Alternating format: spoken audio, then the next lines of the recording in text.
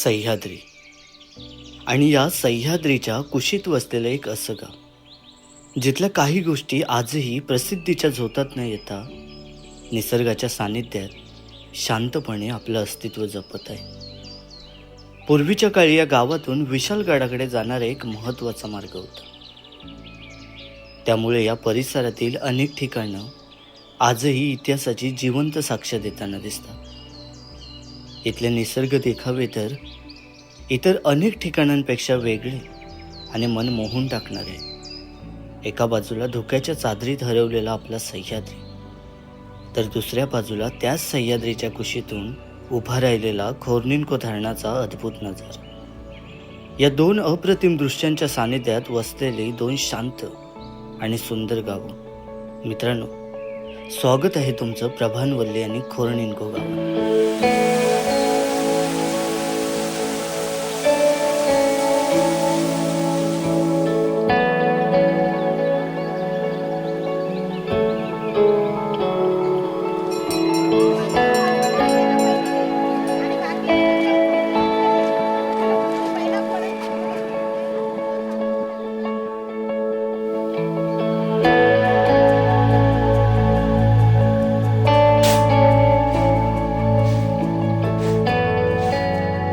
Hello, नमस्कार मित्रांनो. तर मी विशाल कांबळे आजच्या गाव सफरमध्ये तुमचं स्वागत आहे. तर मित्रांनो, आजचं गाव आहे ते म्हणजेच रत्नागिरी जिल्ह्यामध्ये आणि हे वसतं लांजा तालुक्यामध्ये.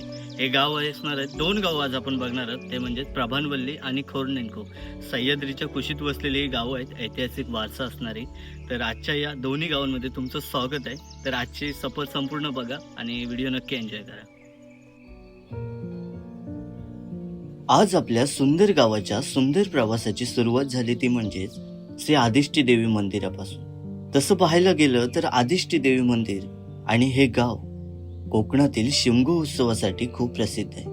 कारण या मंदिराच्या प्रांगणात 5 पालख्यांच्या भेटीचा सोहळा रंगतो.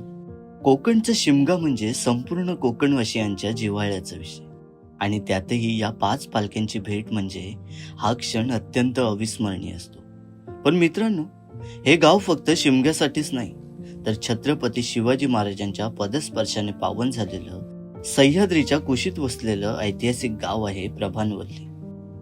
शिवकाळात या गावाचा उल्लेख प्रभावल्ली असा होत असे. हिंदवी स्वराज्यातील सर्वात मोठ्या सुभ्यांपैकी प्रभानवल्ली सुभ्याचे मुख्य ठिकाण हेच होते. प्रभानवल्लीची जहागीर आदिलशाही सरदार सूर्यराव सुर्वे यांच्याकडे होती, तर त्यांची राजधानी त्यावेळी शृंगारपूर येथे होती. प्रभानवल्ली गावातून संपूर्ण सुभ्याचा कारभार चालत असे. सन 1661च्या एप्रिल मे महिन्यात छत्रपती शिवाजी महाराजांनी सूर्यराव सुर्वे यांच्यावर स्वारी करून त्यांची राजधानी शृंगारपूर आणि प्रभानवल्ली सुभा जिंकून घेतला आणि तो हिंदवी स्वराज्यात सामील केला. या इतिहासाची साक्ष आजही गावाबाहेरील वेशीवर उभी असलेली ही शिवकालीन हनुमानाची मूर्ती. प्रभानवल्ली ते विशालगड या ऐतिहासिक मार्गावर विराजमान असलेली ही मूर्ती त्या वैभवशाली काळाची जिवंत साक्ष आहे. प्रभानवल्ली सुभा स्वराज्यात आल्यानंतर छत्रपती शिवाजी महाराजांनी त्र्यंबक भास्कर यांची प्रभानवल्लीचे सुभेदार म्हणून नियुक्ती केली. या सुभ्यातील प्रदेशाच्या संरक्षणासाठी त्यावेळी येथे कायम 2 ते 2.5 हजार मराठी सैनिक तैनात असत. शिवकाळात प्रभानवल्ली ते विशालगड हा अत्यंत महत्वाचा आणि वर्दळीचा मार्ग होता. प्रभानवल्ली हे सुभ्याचे मुख्य केंद्र असल्यामुळे परिसरातील अनेक गावांचा कारभार येथूनच चालत असे. त्यामुळे मराठी सैन्य, परकीय वकील, राजदूत आणि इतर मान्यवरांच्या सततच्या वावरामुळे हा परिसर नेहमीच गजबजलेला असे. गावात सुभेदारांचा भव्य वाडा होता. त्या वाड्याच्या सरदेवर बसून आसपासच्या प्रदेशातील लोकांच्या अडचणी ऐकल्या जात आणि त्यांचे निराकरण केले जाई. एवढेच नव्हे तर स्वतः छत्रपती शिवाजी महाराजही अनेक वेळा या ठिकाणी येऊन जनतेच्या तक्रारी ऐकत असत आणि त्यांना न्याय देत असत.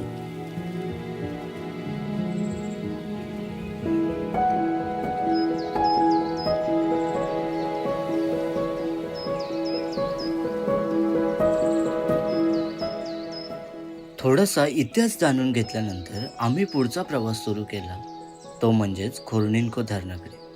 सह्याद्रीच्या कुशीत वसलेला हा परिसर, समोर दूरवर पसरलेले हिरवेगार डोंगर, त्यांच्या मधोमध शांतपणे विसावलेला निळाशार जलाशय आणि सभोवताली निसर्गाने उधळलेली हिरवाई, हे संपूर्ण दृश्य पाहताना काही क्षणांसाठी वेळच थांबून गेल्यासारखं वाटतं. कोकणातील रत्नागिरी जिल्ह्याच्या निसर्ग संपन्न भूमीत मानवी कल्पकता आणि निसर्ग यांच्या सुंदर संगमाचे उत्तम उदाहरण म्हणजे खोर्निनको धरण.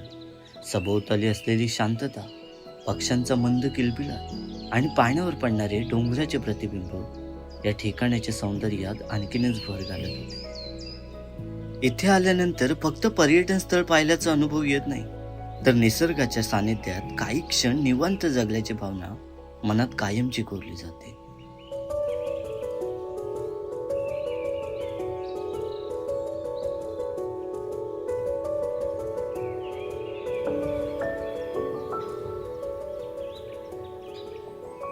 तर मित्रांनो, तुम्ही जर आता माझ्या हे समोर जर बघितलात तर हे खोर्निनको डॅम आहे. आणि पूर्वी आहे ना, जर काही लोकांना माहितीसुद्धा असू शकतं, काही लोकांना माहिती नसेल सुद्धा, तर इथलं जे खोर्निनकोचं म्हणजेच निनको देवीचं मंदिर हे आपला खोर्निनको डॅम आहे त्याच्या आतमध्ये होतं. त्याचा फोटो मी इथे मेन्शन करतो, तर तुम्ही बघू शकता. आणि मी आता निनको देवीचं म्हणजे आता पुनर्स्थापित केले, पण मंदिर वगैरे नाही, पण मूर्ती वगैरे स्थापित केलेली आहे त्या ठिकाणी. तर हा सगळा असा सुंदर परिसर आहे तो म्हणजेच खोर्निनको डॅमचा. आणि आजूबाजूला सुंदर घरं वगैरे आहे, ती सुद्धा आपल्याला बघायची आहे.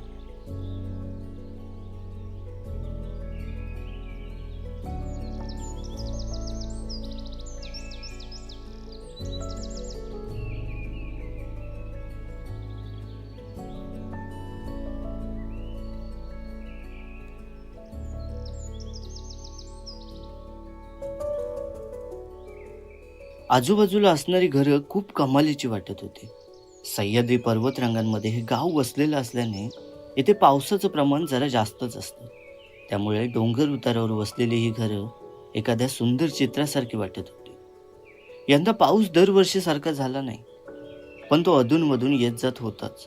त्यामुळे इथली प्रत्येक फ्रेम एकदम परफेक्ट वाटत होती. जिथे नजर जाईल तिथे हिरवाईने नटलेला निसर्ग आणि त्या हिरवाईतून उठून दिसणारी ही घरं सगळंच एखाद्या जिवंत चित्रासारखं भासत होतं.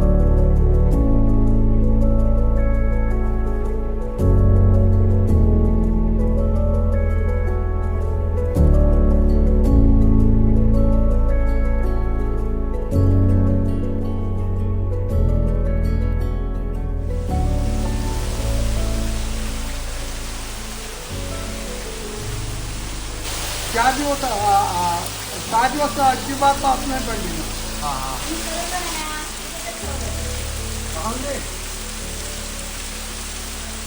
भरून घेत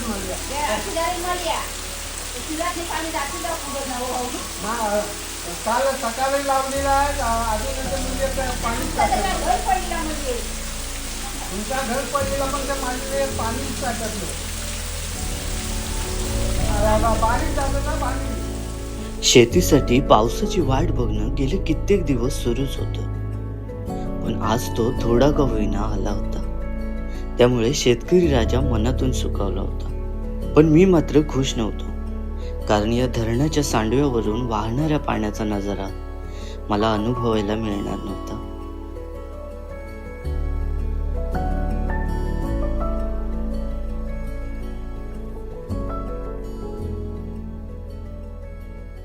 या गावात आजही अनेक प्राचीन मंदिरं पाहायला मिळतात. त्यापैकी हे हनुमंताचं मंदिर. हे मंदिर खूप विशेष आहे, कारण मंदिरासमोर उभी असलेली ही दगडी दीपमाळ आणि मंदिराच्या बाजूला बघितलं तर ही जुनी विहीर, या दोन्ही गोष्टी शिवकालीन असल्याचं स्थानिकांकडून समजतं. याचबरोबर इथलं उंबरेश्वर मंदिर हे इथल्या देवराईसाठी विशेष ओळखलं जातं. या देवराईत आजही अनेक दुर्मिळ पक्ष्यांचं दर्शन घडतं. त्यामुळे निसर्गप्रेमींसाठी ही जागा तितकीच खास ठरते. या गावातलं आणखी एक शांत आणि प्रसन्न असं ठिकाण म्हणजे महालक्ष्मी मंदिर. आजूबाजूला दाट हिरवाई, पक्ष्यांचा आवाज आणि परिसरातील शांतता, त्यामुळे इथे काही क्षण निवांत घालवावेसेच वाटतं. या गावात फिरताना मला आणखी एक वेगळी गोष्ट पाहायला मिळाली. एका जुन्या झाडाच्या खोडावर नैसर्गिकरित्या तयार झालेली गणपतीची प्रतिकृती. या श्रद्धेमुळे हे झाड इतकं जुनं असूनही गावकऱ्यांनी आजपर्यंत जपून ठेवलंय. आणि अशीच भटकंती करता करता मी एका अशा घरात पोचलो जिथे फक्त गावाची माहितीच नाही, तर या गावचं खरं खुरं गावपण आणि इथल्या माणसांचा साधेपणा जवळून अनुभवता आला. जवळ असं काय मेडिकल किंवा काय नाही, मेडिकल पण बांबेडला. सगळं बांबेडला जाण्यासाठी काय आता गाडी किंवा सोडलं तर दुसरा काय पर्याय? बाकी काय नाही. रिक्षा मग कोणती टू व्हीलर वगैरे असेल ते तेवढं. कोणतं भेटलं कोणतं तर माझं झालं खाली, नाही तर मग काय नाही. आणि मग आता इकडची लोक म्हणजे अशी कुठे शहरात आहेत की आता इकडेच आहेत? हे आता बरेच मुंबईलाच आहेत लोक, मुंबईला? कमी आहे गाव भरपूर मोठं आहे. पण जास्त आहे. मोठा गाव आहे अच्छा. वाडी 18 का 19 वाडी 18.5 प्रभानवल्लीच्या हा 18.5 वाड्या. 18.5 वाडे. 18.5 का? एक अर्धी 18.5 अर्ध्याचा काय विषय? म्हणजे 18 19 पकड. पूर्वीपासूनच म्हटलं नाही 18 18.5 वाडी मग अर्धी वाडी कुठली तरी सहभागी होत नाही या गावात मग पहिल्यापासून. पहिल्यापासून. मग ही लोक आता इकडे सणावारालाच येतात की बाकी पण काय ठेवलं नाही? जनावराला आता उद्या गणपतीला येते, होलीला होलीला येतात. शिमग्या बिमग्या नाही. मे महिन्यातून येतात. शिमगाचे येतात म्हणजे नाही, लोक फक्त सणासुदीलाच येतात, बाकी नाही. बाकी नाही. दरवाजे बंद आहेत. आणि शाळा काय, शाळेचा विषय? शाळा आहे मग तिथं? आहे चालू. वाडी शाळा आहे. वाडीत काही 5 पोरं असतील शाळेत. एक वाडीत आणि बाकी 8वी ते 10वी तो समोर हायस्कूल आहे ना, शाळा आहे 8वी ते 10वी मुलं नाही म्हणतात शाळेत. कमी आहे. प्रत्येक वाडी पण सगळे मुंबईला राहायला लागले. पोरा लग्न झाली, पोरा झाले का घेऊन मुंबईला निघाले. शाळा रद्द पडायची भारी येईल आता. हा मग तोच विषय मी तेच तर म्हणतोय ना, गाव आपलं होत पडत चाललं. तो विषय नाही. कोकणातील माणसं किती मनमिळावू असतात हे आपण सगळ्यांनी कधी ना कधी ऐकलं असेलच, पण आज ते आम्ही स्वतः अनुभवत होतो. या काकांच्या घरी आम्ही फक्त काही क्षणांसाठी थांबलो होतो. थोड्या गप्पा झाल्या, गावाबद्दल बोलणं झालं आणि काही वेळातच आम्ही त्यांच्यासाठी पाहुणे नव्हतो तर घरचेच झालो होतो. पिण्यासाठी थंड पाणी तर त्यांनी प्रेमाने दिलंच, पण त्याच प्रेमाने जेवूनच जा असाही आग्रह धरला. त्या क्षणी जाणवलं, कोकणाची खरी ओळख फक्त इथल्या निसर्गात नाही तर कोणताही स्वार्थ न ठेवता माणसांना आपलंसं करणाऱ्या इथल्या माणुसकीत आजही आहे. पण मित्रांनो, इतिहासाचा वारसा लाभलेल्या या गावात आजही अनेक गोष्टी अपूर्णच आहेत. मूलभूत गरजांसाठी इथल्या लोकांना आजही 10 ते 12 किलोमीटरचा प्रवास करावा लागतो. त्यामुळे अनेकांनी रोजगार आणि शिक्षणासाठी गाव सोडलं आणि शहराची वाट ठरली. गावात शाळा आहेत पण शिकायला मुलं नाही. प्रवासाची साधनं आजही फार मर्यादित आहेत. पण या गावची दुसरी बाजू पाहिली ना तर निसर्गाने या भूमीवर अक्षरशः भरभरून प्रेम केलं. हिरवाईने नटलेले डोंगर, शांत वातावरण आणि या सगळ्यात महत्वाचं म्हणजे आजही जपून ठेवलेलं गावपण. इथली माणसं अजूनही माणुसकी जपतात आणि कदाचित म्हणूनच हे गाव आजही इतकं सुंदर वाटते. खोर्निन्को धरण आणि प्रभानवल्लीचा हा प्रवास माझ्यासाठी फक्त एका ठिकाणाची सफर नव्हती तर निसर्ग, इतिहास आणि माणुसकी यांचा एक सुंदर अनुभव होता. तुम्हालाही हा प्रवास आवडला असेल तर तुमचं मत कमेंटमध्ये नक्की कळवा. व्हिडिओ आवडला तर लाईक करा, शेअर करा आणि चॅनलला सबस्क्राईब करायला विसरू नका. पुन्हा भेटूयात अशाच एका सुंदर आणि अनोळखी गावात. तोपर्यंत गाव जगा आणि हे गाव जगा.